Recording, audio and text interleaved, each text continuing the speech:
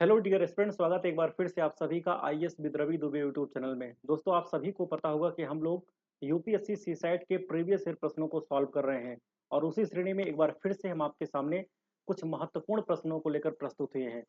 Session की शुरुआत करें इससे पहले आपके लिए एक जरूरी सूचना।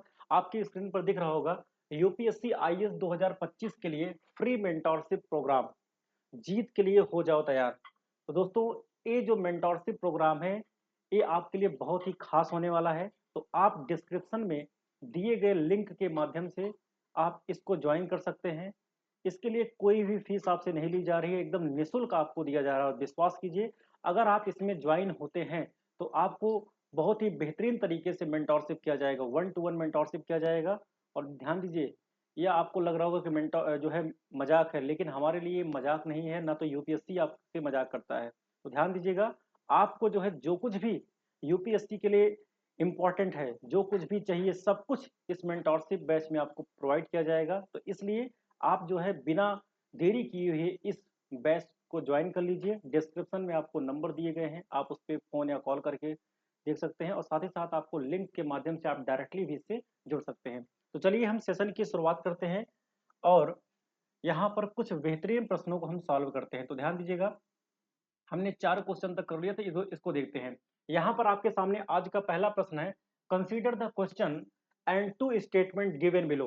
What is the age of Manisha. ध्यान दीजिएगा, ये आपका जो क्वेश्चन है डेटा सफिशिएंसी पर बेस्ड क्वेश्चन है और आपके यूपीएससी सीसैट में कम से कम 5 से 6 प्रश्न डेटा सफिशिएंसी पर आ रहे हैं, चाहे वो मैथ्स के हों और चाहे आपके रीजनिंग के हों। लगभग ऐसा देखा जा रहा है कि 3 क्वेश्चन मैथ्स के और 3 क्वेश्चन रीजनिंग के आपको डेटा सफिशिएंसी के फॉर्म में दिए जा रहे हैं, जो कि फ्री के नंबर है, बहुत ही आसान होता है, इसमें ज्यादा कुछ आपको करने की जरूरत नहीं होती है।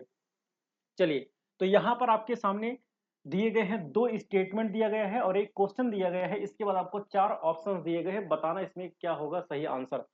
तो क्वेश्चन आपके सामने क्या है, what is the age of Manisha, यानी मनीषा की उम्र क्या है। और यहाँ पर ध्यान दीजिएगा, क्या दिया गया है, Manisha is 24 years younger than her mother, यानी मनीषा अपनी माँ से 24 वर्ष क्या है, छोटी है। और दूसरा स्टेटमेंट आपसे कहा गया कि 5 years later the ages of Manisha and her mother will be in the ratio 3:5, यानी 5 वर्ष बाद मनीषा और उसकी माँ का अनुपात जो है 3:5 हो जाता है। और आपको यहाँ पर बताना है कि कौन सा ऑप्शन यहाँ पर करेक्ट होगा। तो चलिए, अगर इसकी हम बात करते हैं तो इसमें आंसर कैसे देना होता है। सबसे पहले आपको क्वेश्चन को पढ़ना है, इसके बाद आप स्टेटमेंट को पढ़ेंगे। तो देखना है कि क्या पहले वाले स्टेटमेंट से आंसर बन रहा है, क्या दूसरे वाले स्टेटमेंट से आंसर बन रहा है, या फिर दोनों को जोड़ने पर आंसर बन रहा है, वही आपको यहाँ पर देखना है। तो जैसे अगर हम मान लेते हैं, ध्यान दीजिएगा, यहाँ पर क्या बोला गया कि मनीषा जो है अपनी माँ से 24 वर्ष छोटी है। तो एक चीज ध्यान देना, अगर हम मान लेते हैं कि मनीषा की एज, लेट सपोज मान लेते हैं कि जो मनीषा है, मनीषा मान लेते हैं कि मनीषा की जो एज है वो कितनी है, एक्स है। तो मनीषा की माँ की एज कितनी हो जाएगी, तो मनीषा की माँ की जो एज हो जाएगी वो कितनी हो जाएगी, आपकी ध्यान देना, x-24। ध्यान देना, तो यहां पर अगर हम ध्यान से देखें तो यहां पर क्या बोला गया है, ध्यान दीजिएगा। सबसे पहले क्या बोला गया, Manisha is 24 years younger than her mother. एक सेकेंड, यहां पर ध्यान दीजिएगा, थोड़ा सा उल्टा यहां पर लिख दिया गया है।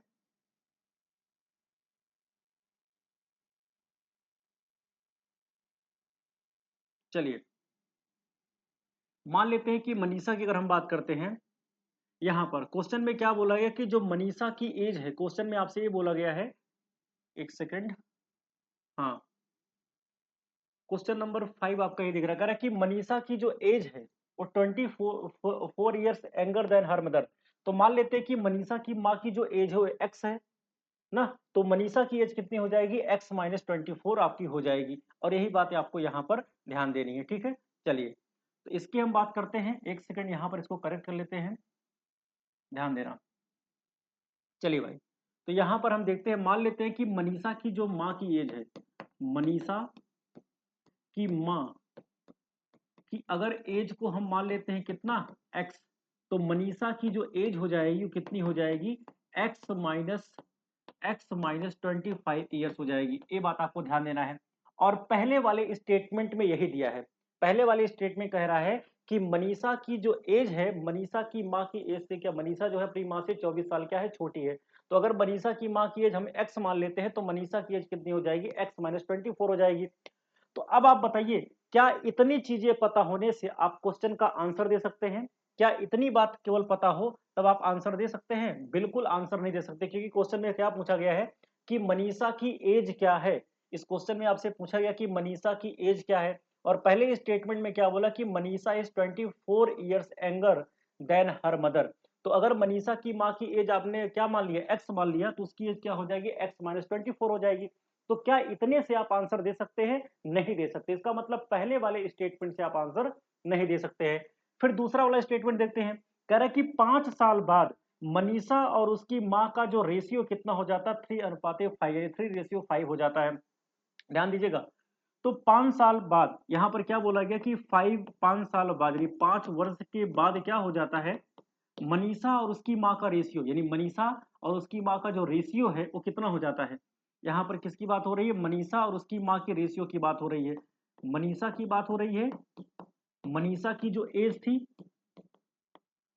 और उसकी माँ की जो एज थी, उसकी माँ की जो एज थी उसका जो रेशियो है वो कितना हो जाता है, 3:5 हो जाता है। क्या आप इससे आंसर दे सकते हैं?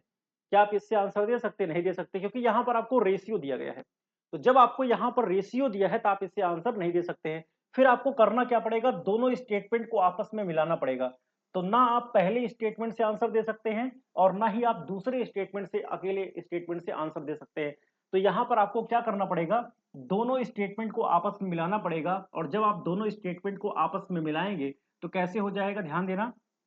यहाँ पर 5 साल बाद का इसका मतलब क्या हो जाएगा, x+5 ना। तो मनीषा की एज क्या हो जाएगी, x+5। उसकी माँ की क्या हो जाएगी, यहाँ पर देखिए, यहाँ पर उसके माँ की बात करें, पहले उसके माँ की एज कितनी हो जाएगी, x+5 हो जाएगी, और मनीषा की कितनी हो जाएगी, x-24 था और 5 साल बाद, इसका मतलब +5 कर देंगे और यहाँ से 3:5 आ जाएगा।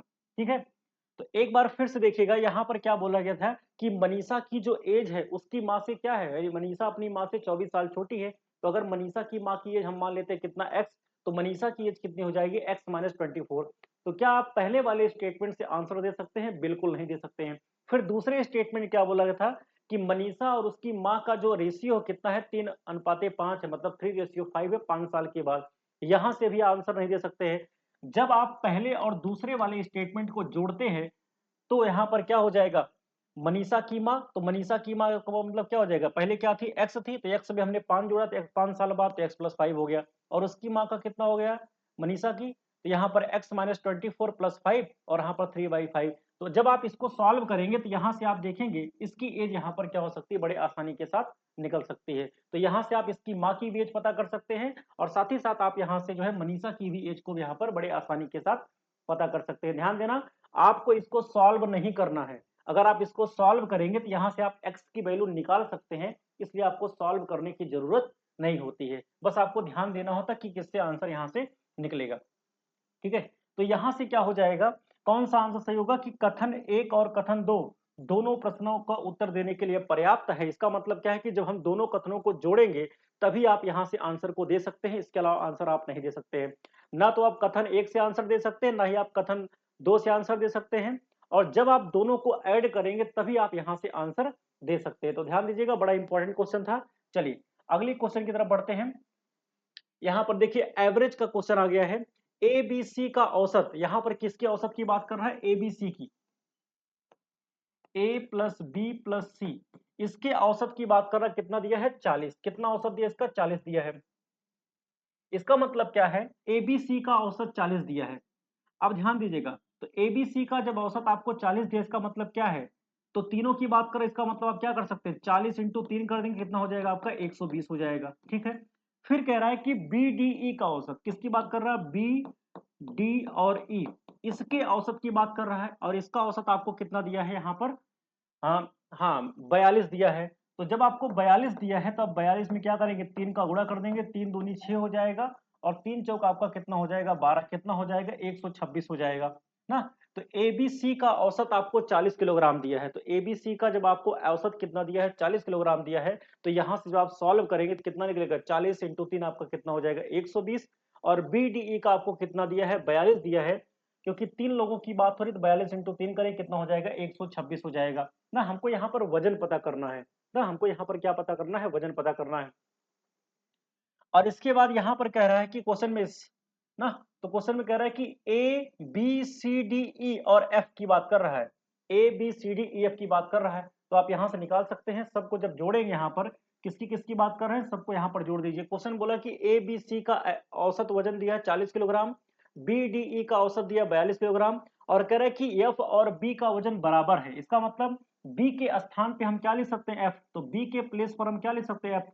तो क्या हो जाएगा, एफ डी और ई, इनका वजन कितना हो जाएगा, 126 हो जाएगा। तो हमसे वजन यहाँ पर औसत पूछा है किसका, औसत वजन आपसे किससे पूछा गया है इसका, यहाँ पर ए प्लस बी प्लस सी, इसके बाद आपका एफ प्लस डी और प्लस सी, इन सभी का हमसे यहाँ पर पूछा गया है। तो यहाँ पर देखिए इसका कितना है आपका 120 है, यानी कहने का मतलब क्या है कि ए बी सी का कितना है 120 है, और एफ डी ई का कितना है 126 है। तो 120 और 126 दोनों को आप ऐड कर लीजिए, और टोटल कितने लोग हैं आपके पास, 6 लोग हैं, तो 6 से क्या करा दीजिए, भाग करा दीजिए। दोनों को जोड़ेंगे तो कितना हो जाएगा, यहाँ पर 246 हो जाएगा, और 246 को जब हम यहाँ से 6 से भाग करेंगे तो जो आपका आंसर आएगा लगभग कितना आएगा, 41 किलो आ जाएगा। कितना आ जाएगा, 41 किलोग्राम आ जाएगा। और यही इस क्वेश्चन का क्या हो जाएगा, राइट आंसर हो जाएगा। ठीक है, तो करना कुछ नहीं था, यहाँ पर आपको क्या दिया था, ए बी सी का औसत वजन दिया था, कितना दिया था, 40 दिया था। तो ए बी सी का अगर आपको औसत वजन 40 दिया तो कितने लोग हैं, 3, तो 40 इंटू 3 कितना हो जाएगा, 120 हो गया। फिर कह रहा है कि BDEF का, BDE का औसत वजन 42 दिया है, तो BDE का कितना दिया, 42, तो 42 इंटू 3 126 आ गया। और कह रहा है कि F और B का जो औसत वजन है बराबर है, तो F और B के बराबर हैं, इसका मतलब B के स्थान पे हम F लिख सकते हैं। और लास्ट में क्या पूछा है, A B C D E और F का औसत वजन ज्ञात कीजिए, तो सबको हमने जोड़ दिया। इसका 120 था, इसका 126 था, और टोटल कितने लोग हैं, 6, हमने यहाँ से डिवाइड कर दिया। आंसर कितना आ गया आपका, 41 केजी आ गया। तो दूसरे वाले क्वेश्चन का यहाँ पर आंसर कितना हो जाएगा, ऑप्शन नंबर सी 41 केजी। चलिए अगले क्वेश्चन की बात करते हैं। परसेंटेज का बहुत ही आसान सा सवाल आपके एग्जाम में आया था। एक निश्चित वस्तु की कीमत में 25% की वृद्धि की जाती है, फिर कीमत में 20% की कमी की जाती है, और फिर 10% की वृद्धि की जाती है। कीमत में परिणामी वृद्धि क्या है, ध्यान दीजिएगा। इसको सॉल्व करने के कई तरीके हैं। जैसे यहाँ पर क्या बोला, 25% की बात कर रही, तो ध्यान दीजिएगा, जब भी हम बात करते हैं 25% की, तो 25% का मतलब कितना होता है, 1/4 होता है ना। तो 25% का मतलब 1/4, और कह रहा है कि 25% की वृद्धि हो रही है, इसका मतलब इसकी वैल्यू कितनी होती है, 1/4। तो वृद्धि हो रही है, इसका मतलब क्या हो रहा है, 4 से 1 बढ़ रहा है, इसका मतलब कितना हो जाएगा, 5 हो जाएगा। तो 25% वृद्धि का मतलब कितना हो रहा है, 4 से 5 हो जा रहा है ना। फिर कह रहा है कि फिर कीमत 20% कमी रह जाती है, यानी कीमत में 20% की कमी। तो 20% का मतलब कितना होता है, 1/5 होता है 20% का। और कमी हो रही, इसका मतलब पहले वैल्यू कितनी थी, 5 थी, अब 1 की कमी हो गई, कितनी हो गई, 4। तो 5 से कितनी हो जा रही है, 4 हो जा रही है। और फिर कह रहा है कि फिर 10% की वृद्धि की गई, तो 10% का मतलब कितना होता है, 1/10 होता है। और 10% की वृद्धि का मतलब पहले वैल्यू 10 थी, अब कितना हो गया, 1 बढ़ के 11। तो 10 से कितना हो गया आपका, 11। बस आप इसी को सॉल्व कर लीजिए, इसको बोलते हैं रेशियो मेथड। तो 5 से 5 चला जाएगा, 4 से 4 कट जाएगा, बचा क्या, 10 से 11। तो 10 से 11, यानी 10 से 11 कितने का अंतर है, 1 का अंतर है। किस पे, 10 पे। इंटू क्या कर देंगे आप, 100 कर देंगे, और यहां से आंसर कितना आ जाएगा, 10% आ जाएगा। यानी कि ऑप्शन नंबर बी इस क्वेश्चन का क्या हो जाएगा, राइट आंसर हो जाएगा। अगर आप चाहें तो आप इसको ऐसे भी सॉल्व कर सकते हैं। मान लेते हैं कि टोटल आपकी कितनी थी, टोटल को आप 100 मानते तो आप लिख देंगे 100, इंटू आप कर देंगे क्या, 25% की वृद्धि हो रही है, इसका मतलब क्या हो जाएगा, 100 में 25% की वृद्धि मतलब कितना हो जाएगा, 125, और यहाँ पर बटे 100 कर देंगे। फिर यहाँ पर क्या हो रहा है कि 20% की कमी, तो 100 में 20% की कमी होने का मतलब कितना हो जाएगा, 80, तो 80/100 हो गया। इसके बाद 10% की वृद्धि की गई, 10% की वृद्धि मतलब 100 में 10 जुड़े, कितना हो गया, 110। तो आपका कितना हो जाएगा, इंटू 110, और बटे आप क्या कर देंगे, 100 कर देंगे। जब आप इसको सॉल्व करेंगे, तो सॉल्व करने के बाद अगर आप ध्यान से देखें तो 100 से 100 यहाँ पर कट जाएगा, यहाँ पर 0 से 0 कट जाएगा, यहाँ पर भी 0 से 0 कट जाएगा। इसको आप सॉल्व करेंगे तो आप काट सकते हैं 2 से 4 बार, और 2 से आपका कितनी बार हो जाएगा, 5 बार हो जाएगा। और 5 से अगर आप करेंगे 25 बार, और 25 चौका यहाँ पर देखेंगे तो जब इसको सॉल्व करेंगे तो यहाँ से आपका कितना आ जाएगा, 110 आ जाएगा। और 110 का मतलब कितने परसेंट की वृद्धि हुई है, तो 100 में 10% की वृद्धि होने का मतलब क्या है, आपका आंसर कितना आ जाएगा, 10%। भाई पहले 100 था, अब कितना हो गया, 110 हो गया, इसका मतलब कितना बढ़ गया आपका, 10। तो दोनों तरीके से आप क्वेश्चन को सॉल्व कर सकते हैं। तो जैसे मर्जी आप सॉल्व कर लीजिए, यहाँ पर 100 इंटू 125/100 इंटू 80/100 इंटू 110/100, इसको जब आप सॉल्व करेंगे और सॉल्व करने के बाद आप यहां से क्या निकाल सकते हैं, आंसर बड़े आसानी के साथ निकाल सकते हैं। ठीक है, तो आई थिंक ये आपको समझ में आ गया होगा। चलिए, तो आपकी मर्जी, चाहे आप यहां से निकालिए और चाहे आप यहां से निकालिए, जो भी आपकी मर्जी, दोनों तरीके से आप इस क्वेश्चन को सॉल्व कर सकते हैं। ठीक है, चलिए, तो वहां पर आपका 110% आ रहा है, फिर आप रेशियो मेथड लगा लीजिए, तो दोनों तरीके से आप क्वेश्चन के आंसर को बड़े आसानी के साथ दे सकते हैं। ठीक है, तो आज के सेशन में बस इतना ही। और आप सभी लोग जो है मेंटोरशिप बैच को जरूर ज्वाइन कीजिए। डिस्क्रिप्शन में आपको नंबर दिए गए हैं, आप उस पर फोन कॉल कर सकते हैं। दूसरी चीज, आप डायरेक्ट, आपको लिंक दिया, आप लिंक से जो है ग्रुप में ज्वाइन हो सकते हैं, और जो है अपने सफर को और आगे बढ़ा सकते हैं। जिनका भी सपना है यूपीएससी में जो है, यूपीएससी क्रैक करने का, आईएएस और आईपीएस बनने का, वो जो है इस मेंटोरशिप बैच से जरूर ज्वाइन हो। तो आज के लिए बस इतना ही, तब तक के लिए आप सभी को बाय, गुड नाइट।